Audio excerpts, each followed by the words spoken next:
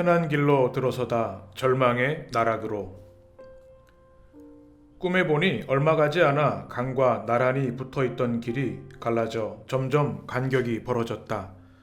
순례자들은 약간 섭섭했지만 바른 길에서 벗어나려 하지는 않았다.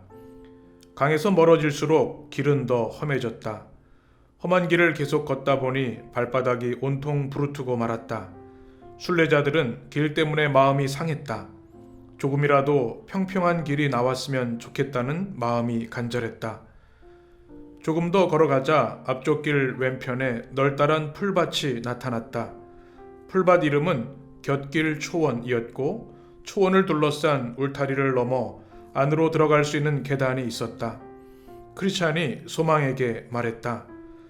풀밭이 길과 나란히 뻗어 있으면 울타리 안으로 들어가서 걸어가세. 크리스찬이 계단 위로 올라가 보니 울타리 저편에도 길을 따라 나 있는 오솔길이 있었다. 내가 예상했던 대로군. 소망 형제, 이쪽 길이 훨씬 편한 길이니 들어가서 걸어가세. 그 길로 갔다가 바른 길에서 벗어나면 어떻게 하죠? 소망이 염려하며 물었다. 그럴 것 같진 않네. 잘 보게. 오솔길이 우리가 가는 길을 따라 뻗어 있는 게 분명하지? 망설이던 소망은 크리스천의 뒤를 따라 계단을 올라가 곁길 초원으로 내려갔다. 풀밭 안의 길에 들어서자 발이 편안해졌다. 그러다 저 앞을 바라보니 순례자와 같은 방향으로 앞서가고 있는 사람을 보았다. 헛된 확신이라는 남자였다. 크리스천과 소망은 그를 향해 이 길로 계속 가면 어디가 나오느냐고 큰 소리로 물었다. 천국문으로 갑니다.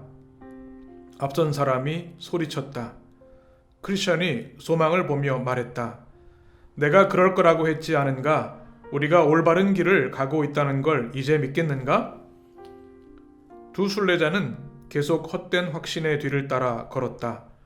밤이 되어 사방이 어두워지더니 곧 캄캄해졌다. 아무것도 보이지 않았다. 그 순간 앞서가던 헛된 확신은 자기 앞도 보지 못하고 구덩이로 굴러 떨어지고 말았다. 구덩이는 그 땅의 왕이 허영에 들뜬 어리석은 사람들을 잡으려고 파놓은 것이었다. 구덩이에 빠진 헛된 확신은 만신창이가 되었다. 크리스천과 소망은 앞서갔던 헛된 확신이 떨어지는 소리를 들었다. 두 순례자는 무슨 일이 생겼냐고 어둠 속에서 소리쳐 물었지만 그저 신음소리만 들려올 뿐이었다. 소망이 물었다. 여기가 어디인 건가요? 이 길로 오자고 우겼던 것을 후회하는 크리스천은 할 말이 없었다. 사정없이 비까지 내리기 시작했다. 하늘이 두 쪽이라도 날 듯이 천둥번개가 치고 강물이 불어나기 시작했다. 소망이 신음하는 듯한 소리로 탄식하며 말했다. 아, 가던 길로 갔어야 했는데. 이 길이 잘못된 길로 가는 길인 걸 누가 알았겠나? 크리스천이 미안해하며 말했다. 처음부터 걱정이 되기는 했습니다. 그래서 넌지시 말씀드린 겁니다. 좀 더 분명하게 말씀드려야 했을 것을 나보다 연장자여서 참았더니 그만. 소망 형제, 너무 언짢아하지 말게나. 내가 고집을 피워 이렇게 위태로운 지경에 빠뜨려서 부끄럽고 미안하네. 용서해 주게나.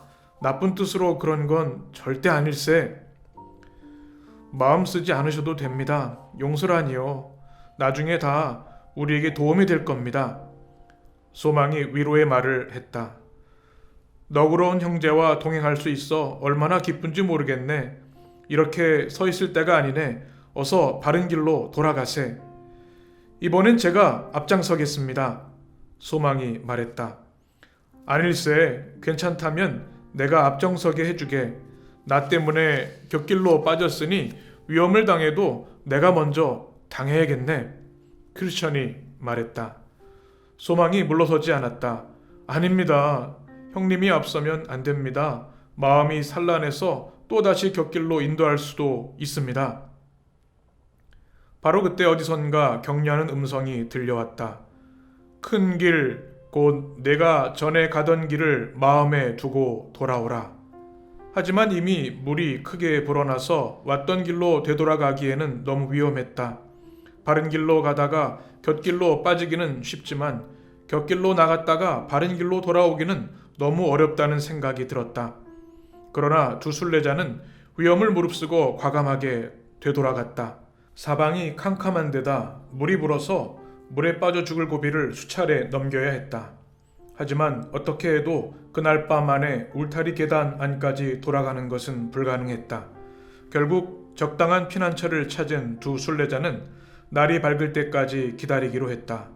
얼마나 지쳤던지 그들은 금방 잠이 들고 말았다. 크리스천과 소망이 잠들어 있는 데서 멀지 않은 곳에 의심의 성이라는 성체가 있었다. 주인은 절망 거인이었다. 아침 일찍 일어나 자기 영토를 살피던 절망 거인은 크리스천과 소망이 자기 땅에서 자고 있는 것을 보았다. 거인은 단호하고 험악한 목소리로 당장 일어나라고 고함을 쳤다. 그러고는 도대체 어디서 온 놈들이며 남의 땅에서 뭐하는 짓이냐고 물었다. 크리스천과 소망은 순례여행 중인데 길을 잃었다고 대답했다. 그러자 거인이 말했다. 내 놈들이 어젯밤에 내 땅에 허락도 없이 들어와 여기저기 짓밟고 다니다 잠까지 잤으니 나와 같이 가야 한다.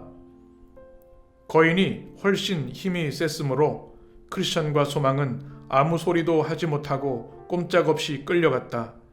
잘못을 저질렀으니 뭐라 말할 형편이 아니었다. 거인은 크리스천과 소망을 끌고 가 끔찍하게 더럽고 악취가 진동하는 캄캄한 지하 감옥에 가두었다.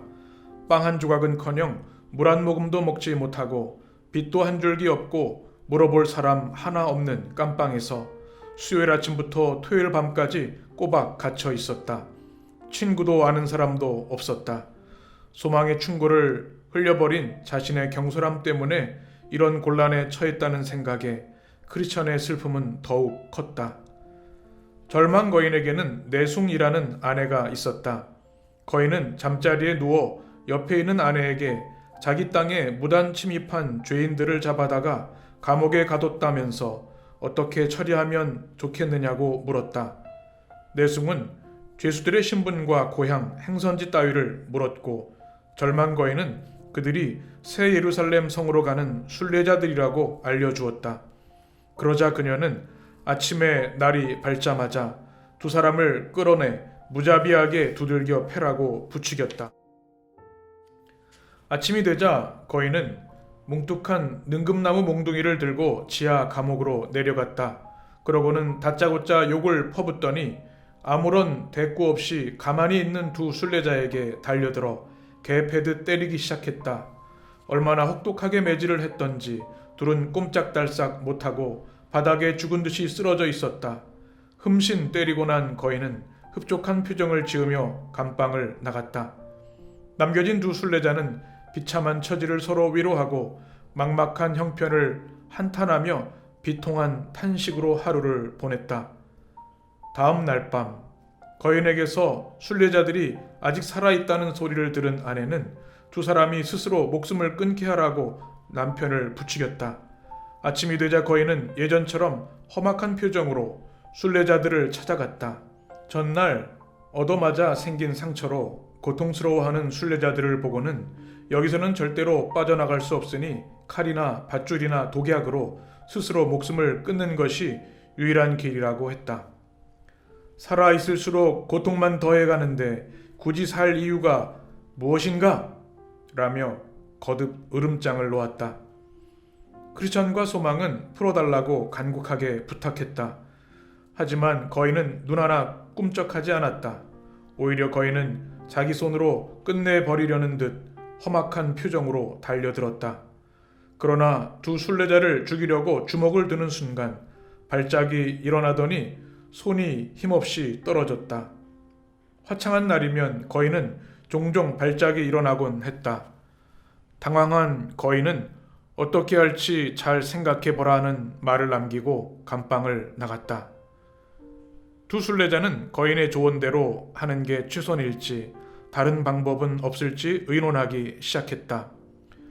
소망 형제, 크리스천이 말했다. 어떻게 하면 좋겠나? 지금 우리의 모습은 비참함만 있을 뿐이네. 이렇게 사는 게 좋을지 거인의 말대로 죽는 게 나은 건지 뭐가 최선인지 난 통 모르겠네. 이렇게 목숨을 유지하느니 차라리 목을 매는 것이 더 낫겠다 싶기도 하고 이 감옥보다 무덤이 더 편할 것 같다네. 거인의 말대로 하는 것도 괜찮을 것 같은데 소망 형제 생각은 어떻소? 소망이 자기 생각을 말했다. 지금 형편이 비참하기 그지없고 계속 이렇게 사느니 차라리 죽는 편이 낫겠다 싶은 것도 맞습니다. 하지만 잘 생각해 보십시오. 우리가 가려는 나라의 주님께서 살인하지 말라고 말씀하셨습니다. 남의 생명을 빼앗는 일도 금하셨는데 하물며 거인의 충동질에 넘어가서 스스로 목숨을 끊는 건 더욱더 금하시는 것임을 명심해야 합니다. 다른 사람을 죽이는 것은 몸을 죽일 뿐이지만 자신을 죽이는 자는 육신과 영혼을 동시에 죽이는 것입니다. 무덤에 들어가는 것이 더 쉽겠다고 하셨지요? 살인자가 갈 곳은 지옥밖에 없다는 사실을 잊으셨습니까? 살인자에게는 영원한 생명이 없습니다. 다시 한번 잘 생각해 보십시오. 모든 일이 절망 거인의 뜻대로 되리라는 법도 없잖아요. 우리처럼 거인에게 잡혀 있다가 도망친 이들이 틀림없이 있을 겁니다. 누가 알겠습니까? 세상을 만드신 하나님께서 절망 거인을 죽게 하실 수도 있지 않습니까? 감방문을 잠그는 것을 깜빡하거나 또 한 번 발작이 일어나 사지를 못 쓰게 될 수도 있고요. 만약 그런 일이 다시 생긴다면 죽기 살기로 탈출을 시도할 것입니다. 아까 발작을 일으켰을 때 도망갈 엄두를 내지 못한 게 너무 후회됩니다. 형제님, 우리 조금만 더 참고 견뎌봅시다. 벗어날 기회가 올 겁니다. 부디 스스로 목숨을 끊지는 맙시다. 크리스찬은 소망의 말을 듣고는 마음이 가까스로 조금 누그러졌다. 두 순례자는 서글프고 애절한 상황에서 하루를 보냈다. 그날 저녁, 죄수들이 자신의 말대로 자살을 했는지 보기 위해 다시 지하 감옥을 찾은 거인은 아직 살아있는 두 순례자를 보고 깜짝 놀랐다. 크리스찬과 소망은 빵 한 조각, 물 한 모금 먹지 못한 데다 두들겨 맞아서 생긴 상처로 인해 간신히 숨만 쉬고 있었다.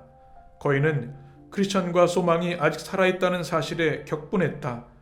좋게 말할 때 고분고분 듣지 않았으니 태어난 것을 후회할 만큼 본때를 보여주겠다고 말하며 불같이 화를 냈다. 그 말을 들은 두 사람은 바들바들 떨었다. 크리스찬은 기절할 지경이었다. 간신히 정신을 차린 두 순례자는 낮에 거인의 충고를 받아들여야 할지 말지 의논했던 사실을 떠올렸다. 크리스찬이 다시 받아들이는 쪽인 듯 하자 소망이 다시 용기를 주기 시작했다. 형제님, 지금까지 얼마나 용감하게 싸우는지 잊으셨습니까? 아블로온도 형제님을 무너뜨리지 못했습니다. 사망의 음침한 골짜기에서 보고 듣고 느낀 그 어떤 것들도 형제님을 굴복시킬 수 없었습니다. 지금까지 온갖 곤경과 공포, 경악할 상황들을 헤쳐나오지 않았습니까? 왜 이렇게 두려움에 사로잡혀 있습니까? 아시다시피 제가 형제님보다 훨씬 더 허약하지만 형제님과 함께 갇혀 있지 않습니까? 저도 형제님과 똑같이 거인에게 옴짝달싹 못할 정도로 맞았습니다. 빵 한 조각, 물 한 모금 마시지 못할 때 저도 똑같이 당했습니다. 칠흑같이 어두운 곳에서 함께 신음하고 있습니다. 그러니 조금만 더 참으십시오. 허영시장 사람들 앞에서 어떻게 했는지 생각해 보십시오. 쇠사슬도 철창도 피비린내 나는 죽음까지도 두려워하지 않으셨습니다. 적어도 그리스도인이란 이름이 부끄럽지 않도록 할 수 있는 만큼 참아봅시다. 그날 밤 잠자리에서 거인의 아내는 죄수들이 거인의 말대로 목숨을 끊었는지 물었다. 절망 거인이 대답했다. 지독하게 끈질긴 놈들이더라고. 스스로 목숨을 끊느니 모든 고통을 참고 견디고 싶은 모양이야. 거인의 아내가 거인에게 속살거렸다. 내일 죄수들을 성 안뜰로 끌고 가서 이전에 죽인 놈들의 해골과 뼈를 보여주세요. 그 놈들도 일주일 안에 갈기갈기 찢어 죽여 그 꼴로 만들어 주겠다고 확실하게 알려주세요. 예전에 잡아온 자들에게 그렇게 했던 것처럼요. 아침이 되자 거인은 아내의 말대로 순례자들을 성안뜰로 데려가 해골과 뼈를 보여주었다. 여기 있는 뼈들의 주인도 너희 같은 순례자들이었다. 너희들처럼 함부로 내 땅에 무단 침입했다가 갈갈이 찢겨 이 꼴이 됐지. 열흘 안에 너희도 이런 모습이 될 것이다. 알아들었으면 감방으로 썩 꺼져. 말이 끝나자마자 거인은 순례자들을 때리기 시작해 감방으로 가는 내내 매질을 해댔다. 두 사람은 여느 때처럼 서글픈 심정으로 주말을 보내야만 했다. 다시 밤이 왔다. 잠자리에 누운 절망 거인과 아내는 다시 죄수들에 대해 이야기를 했다. 절망 거인은 그렇게 죽도록 때리고 윽박질러도 왜 스스로 목숨을 끊지 않는지 알 수가 없다고 말했다. 그 말을 들은 아내가 이렇게 대꾸했다. 누군가 구해줄 거라는 희망을 품고 버티고 있는 것이거나 아니면 문을 열 열쇠를 찾아서 도망갈 기회를 노리고 있는 게 아닐까요? 거인이 말했다. 그럴 수도 있겠군. 내일 아침에 눈 뜨자마자 가서 샅샅이 뒤져버리라. 토요일 자정 무렵부터 기도를 시작한 두 순례자는 새벽이 될 때까지 계속했다. 그러다 날이 밝아오기 조금 전 크리스천이 반쯤 넋이 나간 표정이 되어 격렬하게 소리쳤다. 아! 언제든 마음대로 나갈 수 있었는데 이 고약한 냄새나는 감방에 갇혀 있었다니. 나 같은 바보 멍청이가 어디 있을까? 의심의 성에 있는 모든 자물쇠를 다 열 수 있는 언약이라는 열쇠를 가슴에 품고 있으면서 까맣게 잊고 있었어. 소망이 환한 얼굴로 말했다. 정말 기쁜 소식이군요. 얼른 꺼내서 확인해 봅시다. 크리스천이 품에서 열쇠를 꺼내 감방 문을 열어 보았다. 열쇠를 넣어 돌리자 빗장이 풀리더니 감방 문이 스르르 열렸다. 크리스천과 소망은 감방을 나와 성안뜰로 이어지는 바깥문에 열쇠를 꽂았다. 열쇠를 돌리자 역시나 쉽게 열렸다. 마지막 문인 철문을 열 차례였다. 재빨리 뛰어가 구멍에 열쇠를 넣었다. 단단하게 잠긴 문이었지만 열쇠를 넣어 돌리자 곧 열렸다. 두 순례자는 재빨리 도망치려 있는 힘껏 문을 열어 젖혔다. 순간 문이 열리면서 삐걱거리는 소리를 낸 탓에 절망 거인이 깨고 말았다. 거인은 서둘러 죄수들을 뒤쫓으려 급히 일어났지만 다시 발작이 일어났다. 순식간에 손발이 굳어진 거인은 순례자를 따라잡을 수가 없었다.